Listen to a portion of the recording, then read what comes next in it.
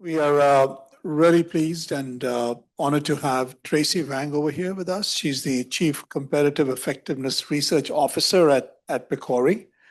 As I said, PCORI and CTSI have a lot of commonalities in some ways. We are very focused on the community. We are focused on effectiveness and improving healthcare and delivery. And so there's a lot of analogies. So I was so pleased when she agreed to be our keynote speaker today.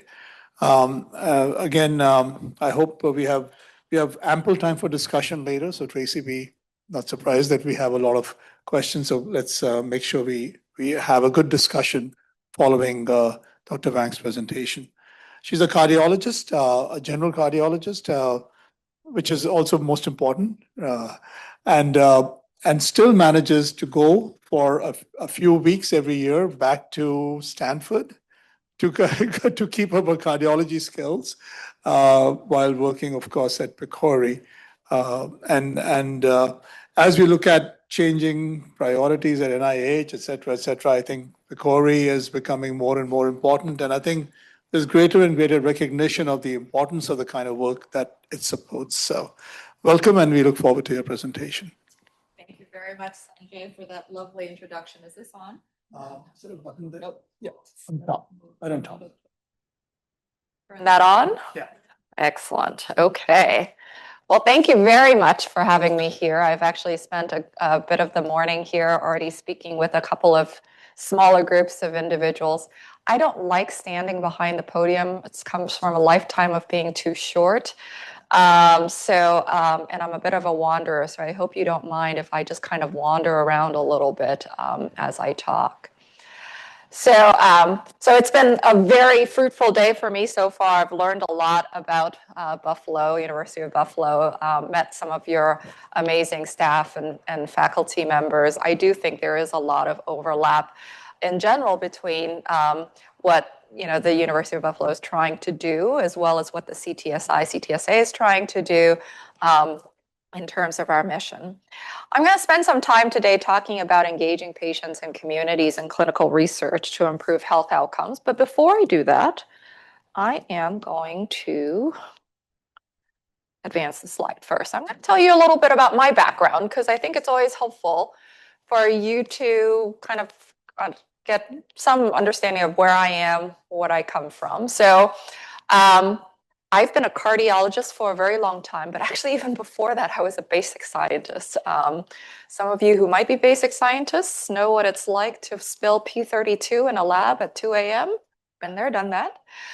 Did that for a really long time, thought I was actually going to be a bench scientist for a while. Applied MD, PhD. Did my first year of patient doctor at the medical school, fell in love with being a doctor. Heartbreakingly told my PhD person that I wasn't going to finish the program. Decided to just become what I thought a good doctor. As I tell my mom, I do everything with the best of intentions. Spent a lot of time learning how to be a doctor, a good doctor. Loved seeing patients, loved taking care of patients. As I was a cardiology fellow, rotating in the critical care unit, I was frustrated because I kept asking questions about what to do for a particular patient. The first patient I asked was a patient who came in with a non-ST elevation MI, and they were already on warfarin because they had atrial fibrillation, and they had an INR that was between 2 and 3. And I said, do we still need to heparinize this person? No one could give me the answer to that. And so that sort of question about what do we do when there's no evidence to guide what we do, that kind of frustrated me quite a bit as a cardiologist. And that's when I kind of started getting into research. That was actually the second paper that I published in that area because it was kind of inspired by my own practice. And so I transitioned in my career to being a clinical researcher. I was at Duke University for almost 20 years. Rose through the ranks there, started out as a general cardiologist, or as my division chief liked to call me, a useless cardiologist, because I don't generate that much RVUs. I don't do imaging. I don't do procedures, but I like seeing patients and I like referring patients to my colleagues. And I also enjoy doing research. I spend about 50% of my time doing team-based clinical research. That's why you see all the hands, because clinical research is never done by yourself. It's very different from the days where I spilled P32 by myself in a lab at 2 a.m. and then had to call people to come in and help out. So learned how to be a team player, learned how to run science as a team, which, as many of you know, is a skill. It's a skill that you have to learn to acquire, especially sometimes in an academic environment where it's about personal glory. It's a little hard to sometimes think a little bit more equitably and more big picture wise as a team. Still loved cardiology. Even when I was a basic scientist, I was doing cardiology research. I was studying embryonic heart valve development, looking at different cell migration patterns there. But my interests are broadened a little bit. I joined a journal as an editor, and the journal was more of an internal medicine space type of journal as opposed to a cardiology journal. I was just really humbled by everything that I could see, that I was learning as being part of that team. And so fast forward to 2022, post-pandemic, everyone, I mean, admit it to yourself, you had an itch in 2022 too. After a pandemic, everyone was thinking a little bit about what they were doing. For me, it was kind of like, I'm in my mid-40s, still have a good 20 years to give. What am I going to do next that I could do well? And so I made a very big jump for me because I've been a cardiologist and a researcher for 20 years, made a jump to be a research administrator. And that's how I ended up at PCORI. PCORI stands for the Patient-Centered Outcomes Research Institute. It is a research funding institute. We give about 90 to 95% of the annual budget to research places to fund research. However, I'm going to say something that I don't commonly say in a public setting, so if you repeat me, I will deny it. You're not my bosses. We don't answer to you. Why? Because PCORI is different. As a research funding agency, we came into existence because the American public wanted an organization that funds research that helps them make health choices. So at the end of the day, as a chief research officer, my job is to fund research. My job is also to make sure that the research that we fund gets done very, very well, so that at the end of the day, there are results, good results that come out of our research funding. But my ultimate job is to make sure that what we fund actually changes practice, actually helps people make decisions. So I think with that context in mind, I set that context for you because I think people are kind of surprised when they hear about that. We often get the question, aren't you just a smaller NIH? We are a smaller kind of NIH. We are a smaller funding institution, but our funding philosophy is a little different. And in the next 40 minutes or so, I'm going to try to tell you why it is some people are really good at getting PCORI funding and why it is that some people who are very smart, think great ideas, just simply can't get PCORI funding.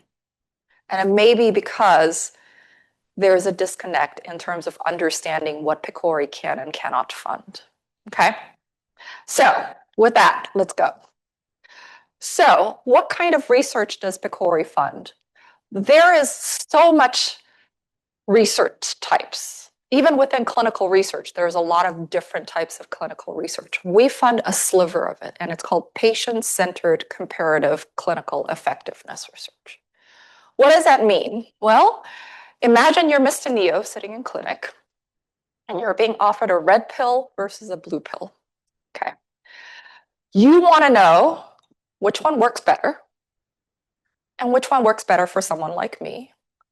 And if they work similarly, or there are only minor trade-offs, you're going to say, well, which one works? Which one is the one that I would like to be able to take? Those are the kinds of questions that PCORI wants to be able to fund research of. Okay. And this is in the backdrop of all the noise that's out there. So in this cartoon, which I have to thank AI for making with me, that quote, "To free your mind, you need CER." That's me, sorry, geeky. But this is in the backdrop of lots of television ads out there that are telling people, hey, red pill's better, or hey, blue pill's better. All these happy, retired, baby swinging people on the TV, like telling you, trying to influence health decision making. That's not data. That's not evidence. In order to actually make a choice, people need the evidence, hard science that helps them make a decision. Okay. And that's the kind of thing we fund. So fundamentally, the word comparative is really important because it has to compare between two or more things. That thing could be a treatment, blue pill, red pill. It could be a diagnostic approach, wait to do something versus do something all the time. It could be how you deploy your system's resources. This is a way to do it with a community health worker. This is a way for a health system just to do it on their own. So it has to be two ways of comparing, comparing between two or more things. So everyone always asks, well, what do we fund? So I'm kind of obligated to put a slide up there that tells you about our funding opportunities. Each of these funding opportunities is a 40-page document. So even if I read that to you here, I wouldn't be finished in about an hour. So follow that little dinosaur QR code and it takes you to the latest and greatest funding opportunities, or just Google PCORI funding opportunities. From a research standpoint, we really have three large types of funding opportunities. The good news for you is that no matter what area of health you study, you can always apply to the first two opportunities because those are what we call broad funding opportunities. We don't decide what it is that we're trying to fund. You tell us, you make the case to the reviewers who review your application that this is a clinical health decisional dilemma, that your science is good, and that this is worthy of funding. And it could be in cardiovascular disease, which applies to a lot of people, or it could be in a rare disease that only applies to a certain small subset of the US population. It doesn't matter. Okay. So broad pragmatic studies is our bread and butter funding opportunity. It has budgets that can go from $1 million all the way up to $12 million in direct costs. Okay. A lot of folks have this mistaken feeling that if they go that we only pay attention to the larger dollar applications. That's not true. We actually created that range so that we will fund $1 million studies and we will fund $12 million studies and we'll fund a lot of things in between. So it could be a retrospective study. It could be a prospective study. So that's what I mean by bread and butter. So take a look at that. That's a funding opportunity that most people take us up on.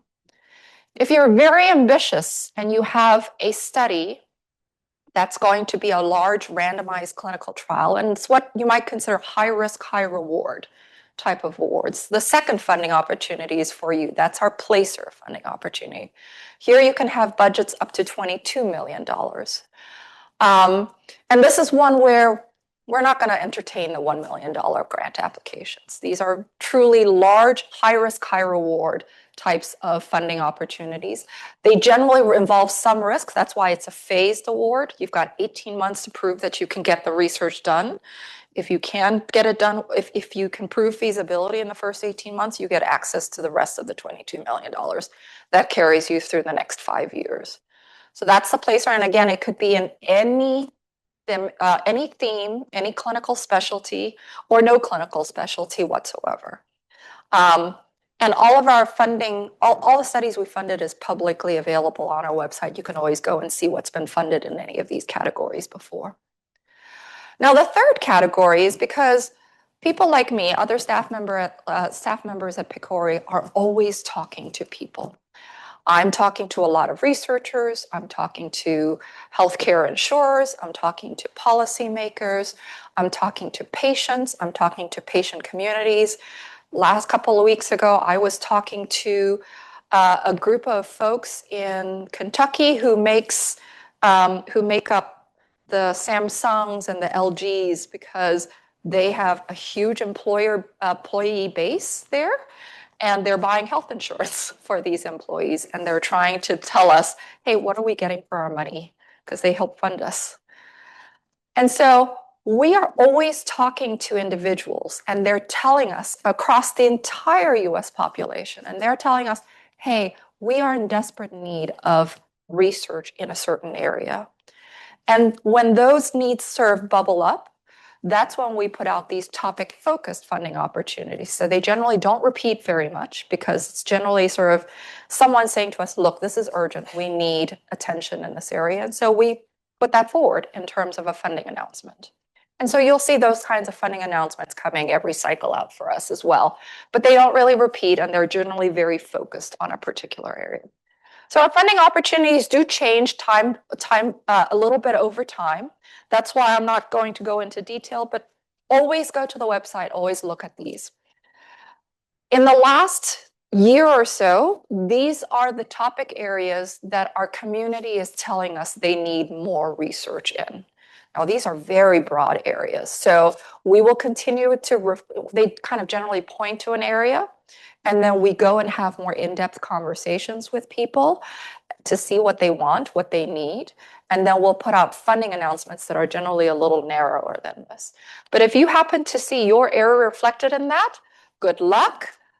Keep your eyes on the website, because very likely in the next 2-3 years, you're going to see a funding announcement related to your area of interest coming up in these areas. And you can see it's a very, very broad set of areas, and we do modify this every year or so. For example, up until last year, cardiovascular was one of those up there. It was near and dear to my heart. But despite it being near and dear to my heart, we funded quite a bit in cardiovascular, and we needed to move on and make room for other things. Now, there's that patient-centered piece. And that's something that's also very different for PCORI versus other research funding organizations. We fundamentally believe, and the community is telling us this, no research on us without us. Okay. So 100% of PCORI funded clinical research involves patients and community members. And we think that there are many benefits from this. And as CTSI, I don't think I need to really explain to you what those benefits are. You can see them on the slide. I think you've drank this Kool-Aid very, very, very well already. Okay, so that's really important to us. I will tell you this, even if you had the best, most novel, most rigorously designed research study since sliced cheese, and you put that in as an application, if you did not have a patient or community leader within your research plan, you're not going to get funded by PCORI. This is very, very critical. I'll explain why in a few minutes. What do we mean when we say patients and community members need to be part of a research plan? Well, we have 6 foundational expectations for partnership. It took us several years to get here, so we've given this a lot of thought. Again, if you go to that QR code, you will see a lot of different material, including templates to help you plan this. But we expect every single funded application to meet all 6 of these criteria. You miss one, you're not going to get funded. So that's why I think, we always talk about science, and I'm technically the chief science person at PCORI. Science is very important to me. But I will also tell you, I wholeheartedly stand behind this. If you do not have meaningful engagement of patient partners in the decision-making for your clinical trial, if you're expecting a patient to volunteer their time without paying for their role in your clinical trial, you're not going to get funded by PCORI. Okay. So do take a look at that website. I'm going to give you an example. So one of the first ones is about representative involvement.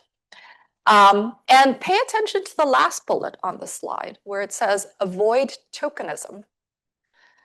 How often have we assembled a patient advisory group and said, okay, I have one Black person on this, I have one woman on this, I have one person from a socially disadvantaged background. That's great. I'm glad you're thinking about representative involvement of folks. But one of does not mean that that person knows everything and anything about the needs of that community. So I think it's very important when you think about this to think about how you might be able to effectively represent that community and really try to make sure that you are not just trying to check a box in terms of saying, got it, got it, got it. Okay. And this is the level of nuance we're talking about. This is when our peer reviewers, we call them merit reviewers, when our peer reviewers are looking at PCORI funded applications, these are the things that they're talking about, in addition to all the things about great science and wonderful rigor and all this other stuff. Now, when I was at Duke, I was running clinical trials before. And I used to pat myself on the back because almost every study that I did, I would start out with a focus group.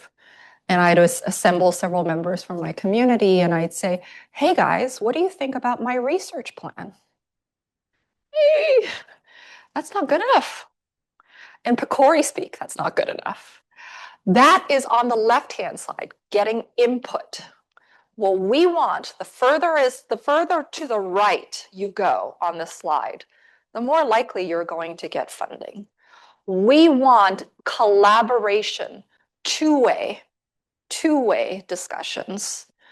We want shared leadership. In fact, we even have one of our most expensive award opportunities requires dual PIs with money going separately to the research organization as well as to the CBO, not to the CBO through the research organization. Because this is something we fundamentally believe in. They need to have a stake in the game, okay?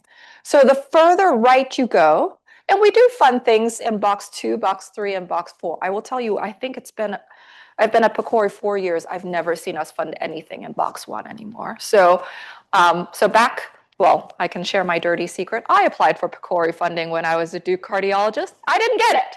Now I know why. Okay? So you need to go to the right-hand side of the study. You need to set up engagement leads. Your engagement leads actually have to be invested with enough power to help you guide study design and operational decisions. They have to have a role in your research. They're not there to be recruitment directors or facilitators. They're not there necessarily to just say, this is what I think about your research proposal. We want that our project kind of mentality. This is an early example of a study that we funded. Sanjay, I picked a pulmonary example that had nothing to do with you, but this is one that looked at Black and Latino populations with asthma and tried to look at two different ways of treating these folks. And they were incredibly successful. It won't shock you to know that after they finished the study, they actually got a second award with the next level question. It was a Placer Award, which is a nice large award. But this gives you an example of what they did. They had monthly conversations with multiple stakeholder groups. They had it in English. They had it in Spanish because they were trying to target a Black and Hispanic population. They co-created, not commented on, co-created materials that were patient-facing. They weighed in on what data they should collect to try to make sure that they were capturing things that the community wanted them to capture, but not capture so much that it was going to turn someone off the study.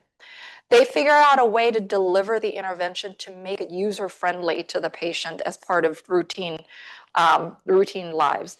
They they enforced, I love the example you had about clearly communicating. I'm sorry, I forgot the language aspect. Yeah. The patients told the research team, stop using the word inhaler. We don't use that word as a patient community. We call them puffers. So they were very, very instrumental to the fact that at the end of the day, the study was very successful, launched well ahead of schedule, finished well ahead of schedule, and therefore were able to demonstrate some success there. Another thing at PCORI we're very proud of is that patients are looped into the results at the end of the day. The benchmark is about 40%. We're trying to get to 100%. Right now, I think this is a little dated. I think we're at 82% right now. We track this in real time. We are very serious about this. And you can see for this study, the example that I showed on the slide, which looks at a surgical population, folks with acute appendicitis. You can imagine if someone's having an acute appendicitis and they're still willing to enroll in your trial, you better do something nice for them, right? So so this is an example of one of the things that's not necessarily nice to do, it's a need to do kind of thing, where they kind of told them, thanked them for their participation, showed them what they were able to actually create with them. So I often get asked the question, well, okay, that's great. Those are the fundamentals, but what really are you going to fund? What are the things that what kind of research questions are you interested in funding? And I'm going to tell you that at the end of the day, I frame this in the PCOTS framework, because for a lot of researchers, the PCOTS framework is very pertinent to our sort of day-to-day lives. These are some of the things that we consider. And I'm going to go through the slide in a little bit more detail because I see a lot of researchers in the room, so I think you really want me to talk about this a lot. But feel free to wave me on if you don't want me to talk about this too much. Population.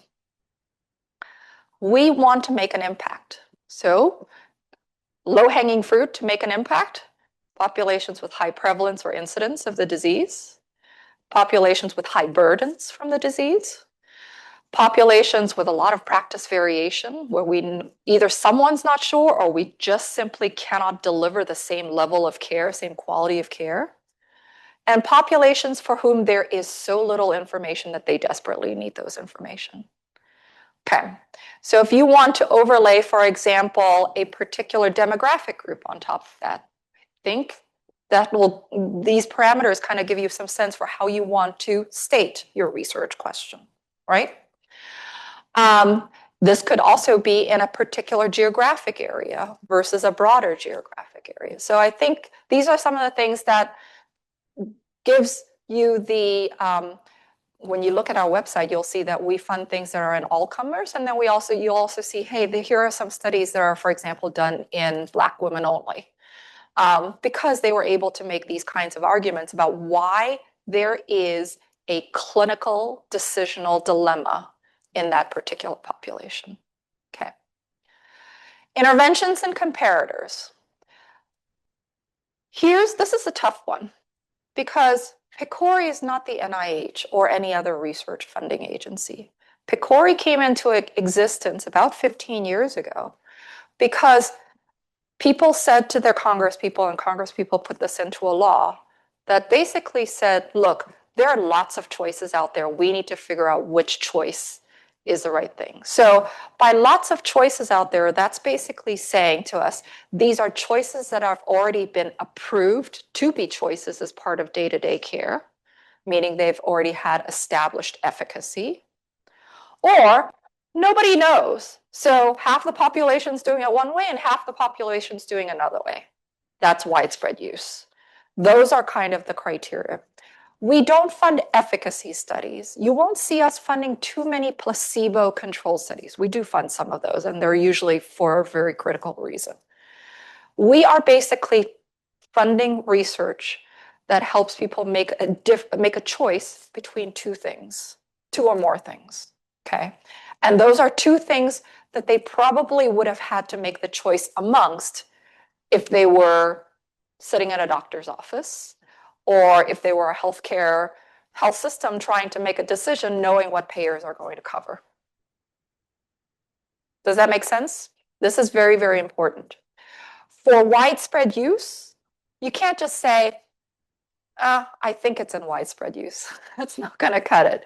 You're going to need some evidence of widespread use. Tap into your EMRs to do a quick I2B2 search or whatever it is that you guys use to look at your data, especially that really fantastic repository that you have, to show that it's actually being thought about and used in a geographically representative way. Okay. We had one application where someone said, me and 5 of my colleagues at other institutions, we prescribe this drug. Not widespread use, sorry. You need to provide us actual information on that. The outcomes part is a little bit of a no-brainer. These have to be health outcomes. They have to be patient-centered, which generally means whoever your patient community partners are, they've weighed in on that and said that this is something that is critical to them. Okay. If you're going to use an instrument, they should be validated in some way, shape, or form.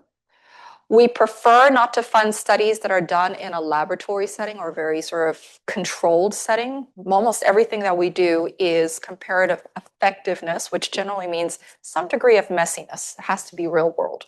Okay.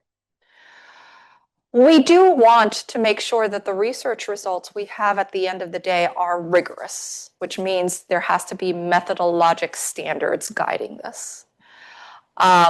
And some of these are kind of no-brainers. You know them, you were trained in them before you became researchers. But we've outlined many of them in our methodology standards, and so you should look at them to make sure that you're adhering to those methodology standards. We rarely fund single-center studies because it's really hard for us to say to Congress, hey, we funded this experiment that was done in the city of Buffalo. And we think that this is going to apply to the US population. Generally, we tend to fund things that have a little bit more generalizability to this. We also want to make sure that what we fund, once it's generated a result, it's not just going to get published and then sit on a shelf somewhere. So this morning I was having a conversation with some of your population health colleagues, and I said, you know, we funded this really amazing study several years ago that outfitted ambulances with a CT scanner. And this was done in 3 or more cities. So that if they went to go pick up a patient with a potential stroke, they could scan that person's head in the truck, in the ambulance, have access to a radiologist who can read that and make sure there's no head bleed in there, and then administer lytics right then and there in the truck. So you could really shorten your door-to-needle time in that particular population. Really cool study. Really, really cool. Love that study. Fast forward 5-10 years later, I haven't heard of any other cities that have implemented this. So it's a great study. I still stand behind the fact that PCORI funded it and love the results, still love the study. What are we going to do with those results? So how do we talk to the public about those results? Right? So a lot of our studies, and for those of you who are more implementation scientists, pay attention. A lot of our studies are hybrid effectiveness implementation awards, where there is an effectiveness component that is helping you figure out which is more effective or less effective than the other. But there is also a focus on, okay, once the result is out, how are we going to make sure that the research result gets adopted, adapted, taken up, and utilized with fidelity in real world practice? And so there are many studies that have already thought forward to that, because at the end of the day, what we're hoping, and you'll see an example of this, is that when the study research results come out, there'll be 6 other health systems that say, I want this in my health system. I want it right now. Show me how I can implement this in my system right now. That would be the holy grail for us. Okay. If they're very large studies, we're hoping that you would actually do powered subgroup analyses. Actually, a lot of PCORI funded studies have power calculations that are planned for 90+%. Why? Because one size doesn't fit all. So they're often planning for planned subgroup analyses in a particular subgroup that's interesting. Okay, now that I've given you a sense for what we like to fund, let me give you a sense for things that if you came to us, we're going to say, no, I'm sorry, we can't fund this. We can't fund this because Congress told us we can't fund this, okay? We don't fund discovery science, okay? If it's unproven, it's not being used, if it's a great idea of yours, love it. I hope you find funding for it because it's probably a really great idea. Someone should fund this. PCORI can't fund it for you because that's not what our congressional mandate is. Our congressional mandate is take what's in existence, figure out how people can help, figure out what people need to make choices between those two. So the other day I was talking with someone on the phone, and she has this wonderful, wonderfully motivated study looking at a brand new way of getting folks with substance use disorders into a stable housing situation. Come on, this is good stuff. This is really, really good stuff. The problem is that program doesn't currently exist. So it's not really a healthcare choice that people can make these days. So we can't fund it. Okay. So lots of great ideas out there. Make sure that what you're studying, the interventions that you're comparing, are either widespread use or proven efficacy. Okay. We don't fund the development, validation, testing of new instruments or risk prediction models or things like that. Again, that's not comparative clinical effectiveness research for us. We do fund the application of those risk prediction scores as part of clinical decision making. So, we certainly have, and you'd like this example, we have folks with heart failure and they're applying a risk prediction score to see what their risk of sudden cardiac death is to see if all of these folks need a defibrillator. So those kinds of things we do fund, whether or not you're using a risk prediction score to help determine treatment eligibility and improve outcomes, but we don't fund the development of those instruments. We don't fund a let's try it and see kind of experiment. Everything we fund is powered well to be able to generate a result at the end of the day. So no pilot studies. We don't fund quality improvement. It has to be research, not quality improvement.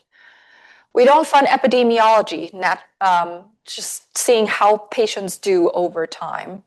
Again, really important branch of science. Unfortunately, that's not PCORI's branch of science. Okay. We don't fund PK/PD studies. We do have some studies that have biomarkers as part of their study endpoints. So for example, we fund quite a few diabetes studies in patients with diabetes that are looking at things like hemoglobin A1C as a particular endpoint.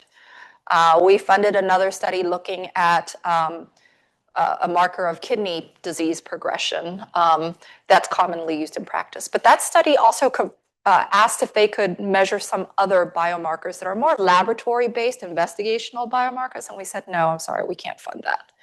We have to only fund things that are clinically ready for use, okay?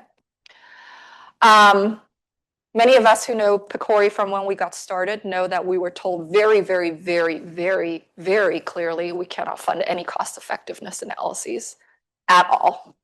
So don't try. Not at all. We would probably be blasted out of existence if we funded something like that. I gave this example this morning.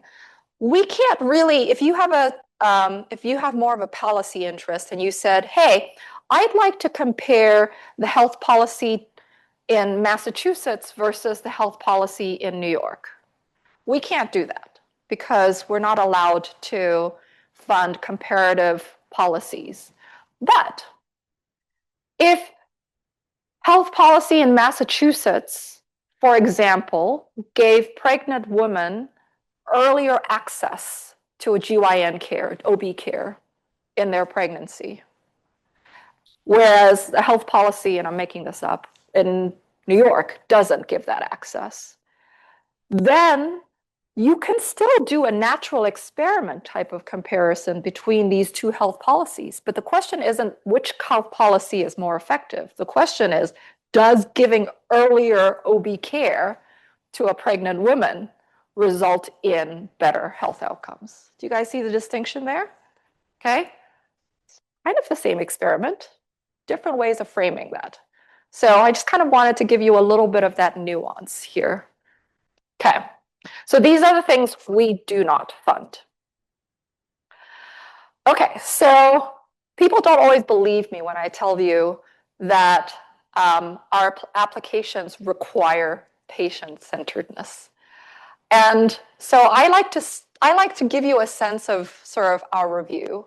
So look, funding's really hard these days. Everyone's writing funding. Everyone's using AI to write funding applications too. So we're getting a lot of applications. It sucks. I mean, I remember as a researcher putting together these 300-page packages. I mean, I feel like I lost a year of my life at the end of that. I probably did. Okay. PCORI, what we've chosen to do and we've continued to do is we start out with a letter of intent. A letter of intent is a little bit more manageable. It's still 3 pages, and I know people still pour their life's blood into that. I know I did for my PCORI application, which got rejected.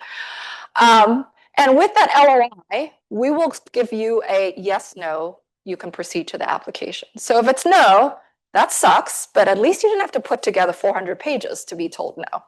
Okay. At the LOI stage, this is when we kind of tell you, because a lot of folks are still getting to know PCORI, what is PCORI adherent, what is not PCORI adherent, what are the things that, you know, you're missing the mark on. Okay.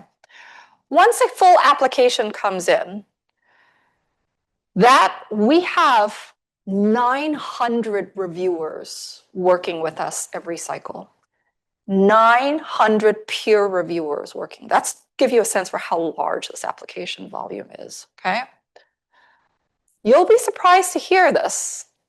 I would only characterize those 900 reviewers, only half of them are scientists or researchers. Half. Not 80%, not 90%, half. The other half, who's in the other half? Patients, community organization leaders, payers, pharma company representatives, health policy representatives, public health department officials, people who've got skin in the game. And so when I sometimes listen in on these review panels, I don't get to have a say in them because it's sort of firewall, but I get to listen in. Sometimes I hear about the study, I get so excited. I'm like, oh my God, that's great science. And the researcher reviewer like painted it so positive. They're like, oh, this is going to get a great score. Can't wait to fund it. And then one of the patient reviewers kind of pops out. I don't get it. I don't understand what the big deal is with this question. Why is this a big deal? And the conversation that ensues from that can sometimes be very affirming for the project, but sometimes can kill the project. Okay? So this is why I basically say your research, you are going to submit your mission, should you choose to accept it, is to talk to not just the researcher part of the review panel, but the community part of the review panel. In other words, when you're putting together an application as a researcher, take your researcher hat off and split it over to this side. On the other one, put yourself in your mom's shoes, if your mom's not clinically oriented, to say, you know, as a general public member, what do I think about this project? You know, maybe not your mom. Your mom's probably more invested in you. Take any Joe Schmo or your patients or someone who's going to say, what's this study going to do for me? Okay. Always have that angle to this, because I do hear some very academic questions being proposed. And the geeky academic side of me loves that. The PCORI chief researcher officer part of me, I'm like, oh, what a shame. Could have been framed a little bit more PCORI-ish. Okay. That's a really key thing when you're writing a PCORI application. Okay. Next few slides, I'm going to tell you stories. And these are some of the research projects we funded in the past. And if you look at the format of this slide, you'll see deliberately, these are not put into a format that scientists are really that used to seeing. We're used to seeing graphs with numbers and p-values and all this fun stuff. I'm intentionally showing you how PCORI sometimes describes these studies, because we are talking to an audience that's more than just scientists. And this is how we tell PCORI's story. And this is in 2029, when we come up for reauthorization again, this is how we're going to continue to tell the story, how we make a difference. So this is a cool study. It's a study, it's cool in part because it's about dentistry, which I know absolutely nothing about. It's about kids, which again, I know absolutely nothing about. It's done in schools, which is cool, okay? And it's especially done in schools where 80% of these schools are taking care of school kids that need free lunches. Okay. And it's comparing two treatments. Okay, academic side of me, silver diamine fluoride, who cares? ART, who cares? What do those things mean? Here's what I'm going to tell you. The silver diamine fluoride, a school nurse can put that on someone's teeth. So you can bring a kid's in school, they can bring the kid in, put them in a chair, and I'm kind of simplifying it. They can like wipe stuff on their teeth and be like, I'm done. Whereas the regular thing, the atraumatic restorative treatment, is what we do when we go to the dentist's office. We get in a fancy chair, we lean backwards, they take that pick thing, they chip at things, and it's annoying. But only a dental hygienist can do that. A school nurse can't possibly do that. And at the end of the day, if you look at the result, when you're thinking about dental caries control, the silver diamine fluoride did better. So not only did it do better, but it is more likely to be taken up into practice because a school nurse can do it and they don't have to go to a dental office kicking and screaming to get this stuff done. Is this study going to make an impact? I sure think so. Okay? And that's the story I'm going to tell people. This is the story I told Samsung last week. Okay? This is why it makes a difference. Okay? And this is also why this is the kind of story, in my personal opinion, the public wants to hear. Because when they think about research, they think about lab rats and they think about being tested on and being guinea pigs. This tells the story of why research helps everyone. Okay. Here's another story. Any of you watch The Pit? All right. I don't watch The Pit, but I'm told this study was actually featured on The Pit about 2 months ago. I study. Okay, this is one. Honestly, I didn't fund this study. I mean, it was funded before I became the chief CER officer. And I would have had a healthy dose of skepticism for this study. Who would think that it's possible to randomize someone with acute appendicitis to doing nothing versus undergoing an appendectomy? And, I would have had I would have raised some equipoise questions with this. But they got the study done. And it was very interesting. It was a pretty large study, 1,500 people. The folks who got the antibiotics, not only did they not have to undergo surgery that right then and there, they got to go home. And not all of them came back for emergency appy. In fact, not all of them came back for surgery at all. 30% of them came back for surgery within the next 3 months. So not every study is very clear-cut. I'm sure there are some considerations with when these, some discussion when these results came out, but it basically came out saying for acute appendicitis, you don't always have to choose acute appendectomy as your treatment of choice. You do have another choice. Is that decision the right decision for everyone with acute appy? No. But it does say that if you're a patient who absolutely doesn't want surgery, you don't have to leave AMA just to take that decision, right? So the study was published. I think it was published in a good journal. New England, yeah, it's a decent journal. And the study got an implementation award. So they got more money from PCORI. What did they do with that money? They started creating more information about this. They worked with the American College of Surgery to help incorporate this into guidelines. They developed a patient-facing online shared decision-making tool in English and in Spanish and in a bunch of other languages to basically make this useful to patients to help it guide decision-making in routine practice. This is a success story for us at PCORI because got a great result, finished. Okay, let's start from the low bar. They finished the study. For me, that's a win. 2, they published in a good journal. Kind of a win. Good win. 3, they're telling patients about it. It's being implemented into practice. Huge win. Immediately, huge win for us. We like these kinds of study. We can tell more stories about the study, and hopefully Congress gives you guys more money to play with through us to fund more research. Okay. Here's another study. I'm a cardiologist. I have to tell you a cardiology example because it's in my DNA. Anytime you get a pacemaker, a patient gets a pacemaker or a defibrillator, they are now obligated to lifetime device management. Generally, it means they have to go see an EP or someone in the EP clinic at least once a year. And then every couple of months, they have to do a telephonic upload of their data. And it's very standard.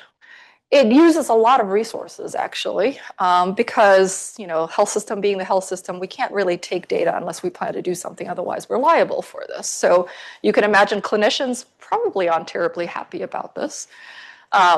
And patients don't generally like this. So this is one that's challenging the paradigm. One arm is guideline-based care, which is basically the current practice that I talked about. The other arm is saying, what if we didn't do any of this? What if we only worked on the device when the device tells us there's something going on or the patient tells us there's something going on? That's what they're testing. This study is still ongoing. They have some co-primary outcomes. One's an effectiveness outcome, one's a safety outcome. You might imagine if you're going against guidelines, you better be careful about safety, right? The reason I bring this up is this is quintessential patient-centered CER. Look at who they've engaged in the study. And basically, you're identifying all the people who have skin in the game when this result comes out.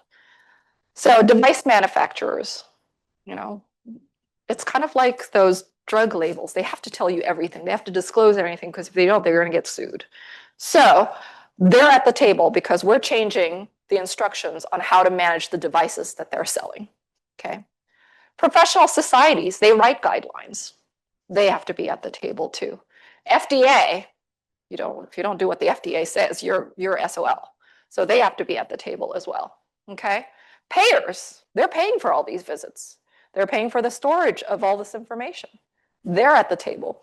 So beyond patients and caregivers, you can think about the patient-centeredness concept really being very broad. It's to basically all the stakeholders of the research question in mind. Is the study going to change practice? What do you think? At the end of the day, regardless of whether or not it's a positive study, negative study, neutral study, whatever it is, it could change practice. Okay. And those are the kind of things that we're hoping to be able to fund here. Okay. There are a couple young folks in the room, and a lot of times I get the question, do you fund anything for us? And the bad news is, I think the honest, straight up, simple answer to that is probably not. Everything we fund is a contract, not a grant. You get the money if you do the work. You can't get the work done, you can't get the money. That's not really how training works, right? Training's a lot. You're supposed to be able to make mistakes as part of training. But unfortunately, that's the way PCORI was set up to be. Having said that, though, what we do, so we don't have training grants, we don't have early career grants, we don't have a situation where because you're an early career person, we give you a leg up in the selection. Because at the end of the day, we need all of our studies to generate results. Okay. But what we do offer is something called structured mentorship, where if someone else, perhaps more senior than you, your mentor or someone else, has a PCORI award, they can apply for you to develop your own sub-study or your responsible piece of that award. And the study will pay in part for your effort as the early career or mid-career person doing that, as well as for some mentorship being provided, extra time provided by the more senior person to help guide you in doing your part of the award. So we do have this structured mentorship opportunity. People have taken us up on that. I like that. This is actually pretty new since I joined PCORI. I think this is a great way for us to be able to continue to develop the workforce in doing patient-centered CER and to help people learn a little bit more about how to do patient-centered CER because it's a little different than other types of clinical research. Okay, I spent a lot of time talking about CER awards. That's probably where the most of our funding goes to, is research awards. There are two other types of awards that I'm going to spend a little bit more time talking to you about because I think you might also be interested in them. One is engagement awards. Engagement awards. So I said, look, your application is not even going to be really seriously considered unless you've got a real patient community partner. Well, how am I going to find that real patient community partner? You should always talk to Laureen, who's I think left, and her team, because Grace, is Grace here? Oh, there you go. Because they will connect you with a community partner.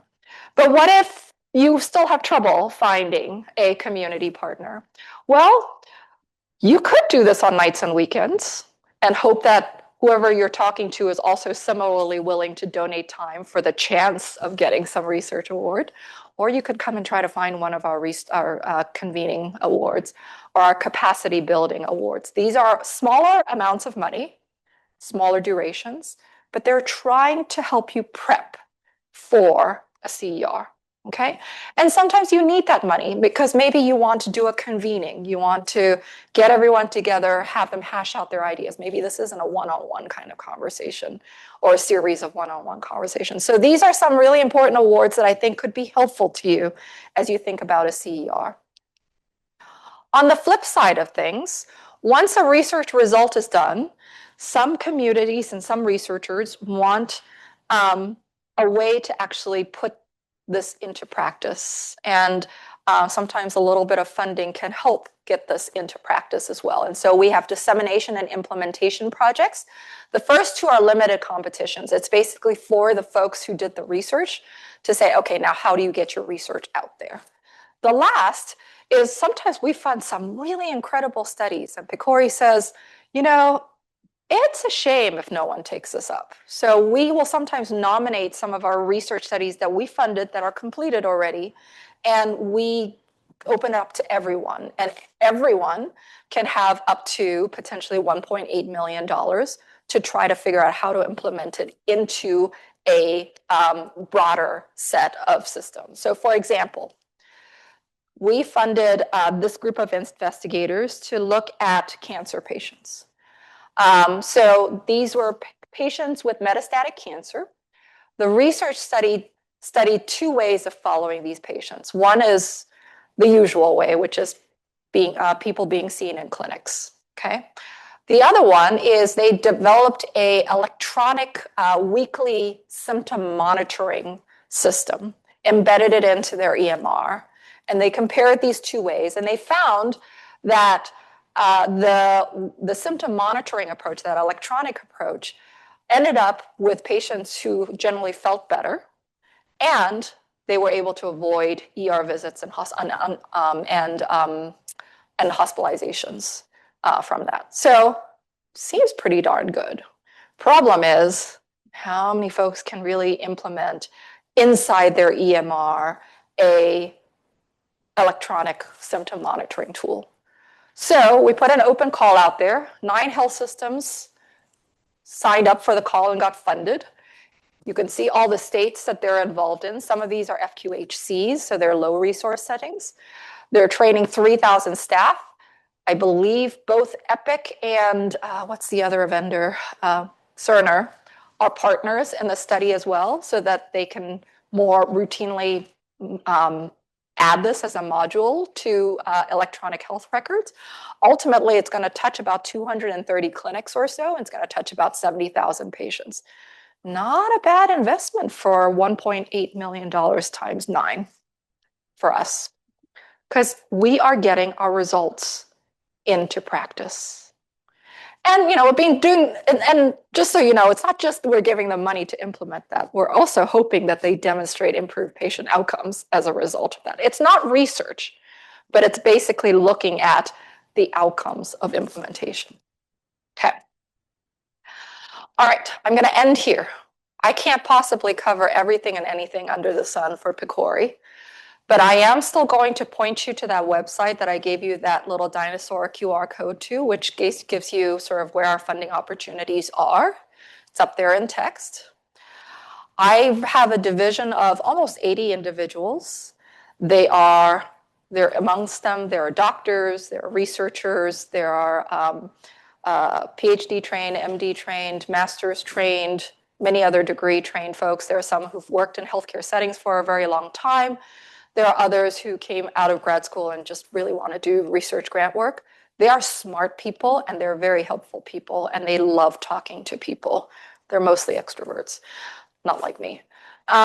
So if you have questions, you want to run an idea by them, you're welcome to reach out. pfa@pcori.org is sort of the central, easy to remember, hopefully, email address. And then there's a group of folks on the back end of that that'll triage it to the PO or the PA who has the expertise aligned with what your question is trying to ask. So do reach out. They're not scary at all. They are smart. They're scary smart, but they're not scary. And they do like talking to people. So do reach out if you have questions about things. When people reach out, what I try to tell people is they're trying to help you.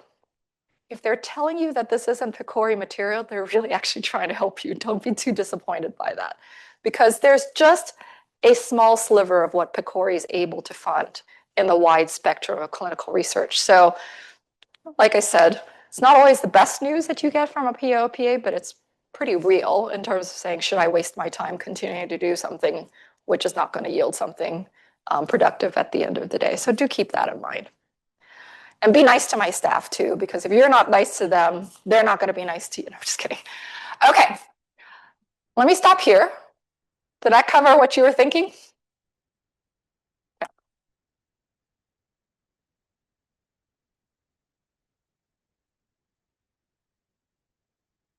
Thank you very much. Hold on a second. I need my Thank you very much, Dr. Wang. Very interesting insights. My question is about the decisional dilemma. With your recent example about EMR for cancer, it sounds like the decisional dilemma is for the hospital, not for the patient. Am I correct? Yes. So the decisional dilemma can be at the patient level, or it could be at the hospital level, or it could be at the community level. Got it. Thank you. Yes, thank you for that comprehensive overview. Really very, very useful. So you talked about the value that PCORI would place on funding coming to an academic institution and then directly to a CBO, community-based organization. So I'm more familiar with NIH than PCORI, but sometimes that's pretty challenging. And some CBOs are eligible and some are not. Can you talk about kind of which type of CBOs or organizations you can do that with and how they might become eligible if they're not eligible? Great question. So it is still, if a CBO is not eligible, they could certainly be a sub to the research organization. That's always an option. One of the things we hear from community members is sometimes that's not what they want. They want the money coming directly to them because that signifies that they are an equal partner in the research and that they are also similarly held accountable for that. So in some of our funding announcements, not all of them, some of our funding announcements, we make it a requirement. I'll give you an example. We did a maternal morbidity and mortality funding announcement. We ended up funding 4 awards. And those types of awards required a community organization and a research organization to partner with each other. And they even, the award actually factored in about a 6-month period for them to figure out what the rough points are when 2 groups come together like that. And so when you look at those awards, and again, you can find this online to see more details. It's called the Partner Award. Makes sense. The community organizations, some of these are patient advocacy organizations. So one was related to, again, this was all in the maternal health space. So one was related to depression and anxiety during pregnancy. One that was from North Carolina. Actually, the community organization was 10 public health offices spread out throughout the state, focused on more of a rural-urban mix of pregnant women. And it was focused on blood pressure monitoring. It was also focused on some of the more social aspects of pregnancy healthcare, like stable housing, stable food, those kinds of things. Other organizations, there's one in New York that focused on several sort of more nonprofit social work types of setups within New York. I don't know all the details about that.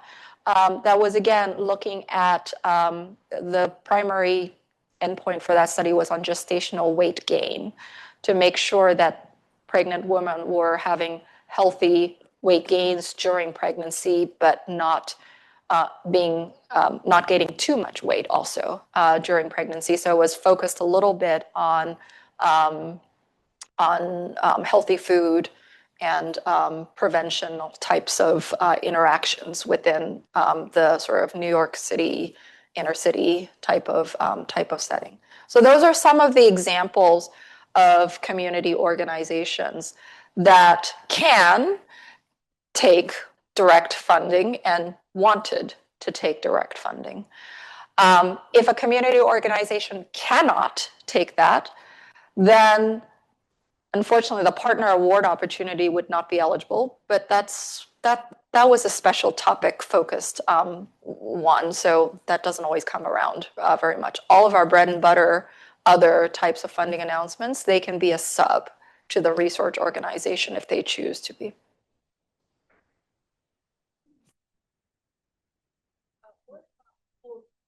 Organizations. The question was, what about for-profit organizations? And the answer is, that is not something that excludes them.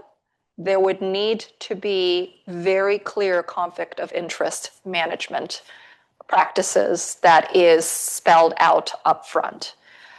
For example, this morning, someone asked me this question, hey, I have a digital health technology app company that I'd like to work with to fund, we'd like to put together a PCORI application for that.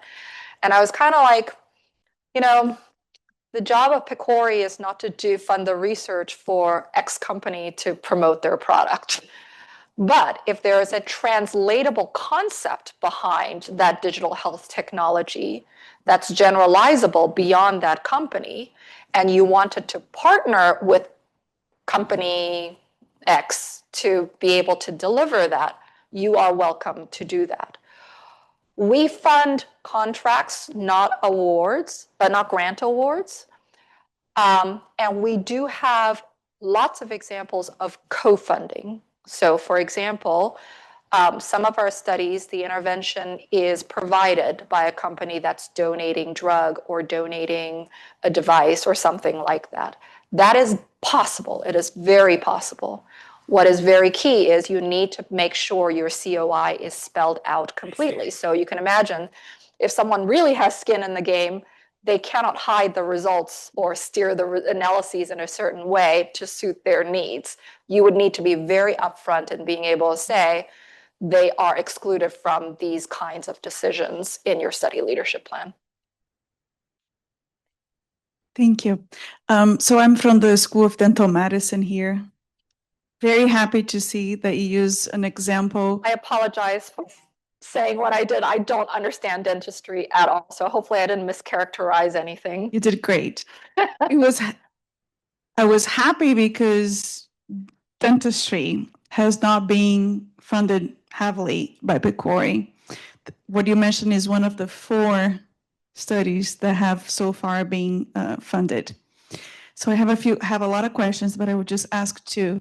I tried to find that study because all you have on your website is the title, very brief information. I tried to find any registration in clinicaltrials.gov to have more information? Study should be registered Okay. in clinical trials. It's actually a milestone in our contract. Okay, so very it good. should be there. You may need to Yeah. look a little bit. Because I was trying to learn what did they do that we are not doing and being successful. My other question is PCORI net. How much of a door opening is Okay. to use their services? So before I answer your question, can I ask you a question? We've engaged quite a bit with the dental community. Actually, I think there is a preference for them not to be called the dental community. I think it's like oral health or something like that. Okay. And one of the recurrent theme that's been coming up is how to do research, because a lot of dental practice is done outside of a healthcare system. It's a separate insurance payment compared to health insurance. And so we've heard a little bit about some of the barriers to doing dental health research. So I'd love to pick your brain a little bit about that, because it does come up quite a bit in terms of evidence gaps that need to be filled. We would like to figure out how to help fill that evidence gap. So if you're able to share some insights on that, that would be very helpful as well. Dental health, like any study, any other area, needs comparative effectiveness research. I'll just reiterate, 80% of what we fund is prospective randomized clinical trials. They have to be listed in clinicaltrials.gov, and they actually have to be listed within a certain amount of time from contract execution. So I am very certain that that study is listed in clinicaltrials.gov. Otherwise, we wouldn't have paid them to move forward in that study. You asked about PCORI-net. PCORI-net is an infrastructure. I didn't touch on that very much today. PCORI-net is a infrastructure that was funded by PCORI, and it involves several large clinical research networks across the US. It's a distributive model type of infrastructure in that they don't send their data to us at PCORI. They keep their data.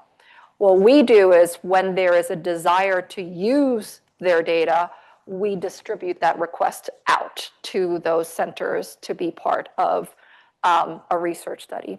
And they do a lot of different things. For example, if you wanted to use it as a retrospective observational data set to do, there are millions and millions of records, of patient records summated across all of these clinical research networks that you can tap into. If you wanted to use the network to help you recruit, meaning use them as sites, they already have made some progress in being able to say, we can do this faster, like a Reliance IRB type of thing to try to facilitate some of the startup of the study, contract templates or something, so that they're, pre-negotiated some of the sort of unnecessary obstacles to getting research done. They also have a patient-centered core, which basically, within certain areas of expertise, they actually already have assembled some community engagers that are ready to participate in research as well. Dental may be one of them. I'm not sure about that. So that's what PCORI-net is in a nutshell. To try to think about using PCORI-net, you have to go through something called the front door, which is basically you, through the website, put in what you're hoping to see to use PCORI-net for. And they assign you to one of the coordinating centers that basically helps you put together, do some sort of feasibility assessment of whether or not you'd be successful if you use PCORI-net, or if the trouble's not worth, the bang's not worth the buck kind of thing. And there are still situations where the bang's not worth the buck. I'll be very transparent about that. One tool never fits all, okay? They will also help put together a budget for you for how to use, like what it costs to actually use their resources. And there are other services that they would be able to offer. So all of that is through something called the PCORI front door. If you just Google PCORI front door, you're going to be able to see that. Sadly, that's about almost the extent of my knowledge, because that's actually run out of another division at PCORI. PCORI has been used in about over 100 studies now, so they've actually been used quite frequently. They've been used in maybe about 15% of PCORI funded studies. Not everyone does use them. So they have had some measures of success. If you are interested in that, even if you go to pfa@pcori.org, they will triage you to the PCORI team to find out a little bit more about the feasibility or the viability of what you're hoping to do with them.